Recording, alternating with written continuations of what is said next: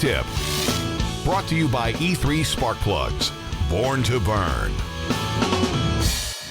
If you've ever had to pour paint out of a can, well, you've had to deal with the frustration of the paint that gets caught in the groove at the top of the can.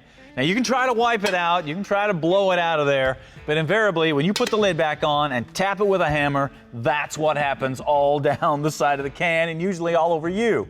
Fortunately, there is a solution to this problem. All you have to do is take a nail or a punch and punch some holes in the bottom of the groove at the top of the can.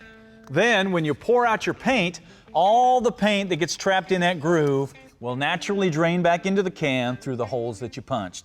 Now, I know you're thinking, well, it's going to dry out in my paint though. No, the lid still seals in such a way, once you tap it down on there, that it's going to be airtight and it will not dry out your material. This is such a simple solution to this problem. It's hard to believe that these cans don't come with drain holes in them, but that's what quick tips are for. If you'd like to learn more tips that will make your life easier in the shop, check out the tips page on the website. Exhaust Tips, brought to you by Heartthrob Exhaust, where technology and craftsmanship come together. When you're laying out an exhaust system, most people spend a lot of time and money picking the right muffler and the right tips and the catalytic converter and all that stuff. And that's important. But just as important is how it all goes together. And I'm not just talking about if it fits or if it leaks or not. No, I'm also talking about, is it serviceable and can you replace these parts when they go bad?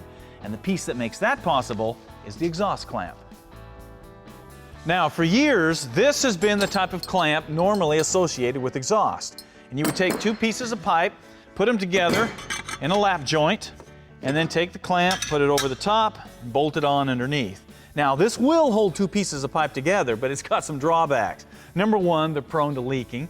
Number two, once you crank that down, you're going to distort the pipe, and they're never going to come apart. And you end up with something like this. Can you imagine trying to get that apart? No, what you do is end up cutting the pipe and destroying the joint. Then along came the band clamp, and this is much better. Now, what you've got here is just a band of stainless steel. You can get them with a step like this for going over a lap joint, or you can get it straight for going over a butt joint. And basically what you do when you tighten this thing down, it holds the pipes together and keeps them from leaking, and it does not distort the pipe.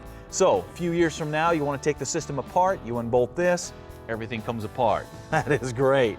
For the average hobbyist, this is the way to go. Now, the bad part is you can't get these at just any auto parts store, so you may have to order them ahead of time before you start working on the system. Now, another way to connect pipes together is to weld flanges in different areas on the pipe. Then to take it apart, all you have to do is just unbolt it. Now, this is great if you're pulling off your system at the racetrack or if you're swapping components all the time. Something like this just makes it a lot easier. The drawback to this, obviously, you have to be a welder and you have to be able to design and engineer your own system. Now, one of the newest ways that tubing is being clamped together is with what they call a ball socket like this. Now, what you've got is one piece of tubing that's got a ball stamped into it like this.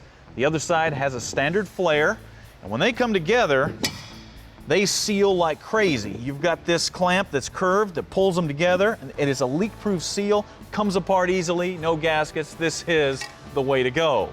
The drawback to this is obviously you have to find a company like Heartthrob that can actually stamp these ends in the tubing. Then of course you have to build them into your system. So there's some work involved there. But hopefully this gives you an idea of some of the choices that you've got when you start clamping your system together. You can go as sophisticated as you want or as simple as you want. It's up to you.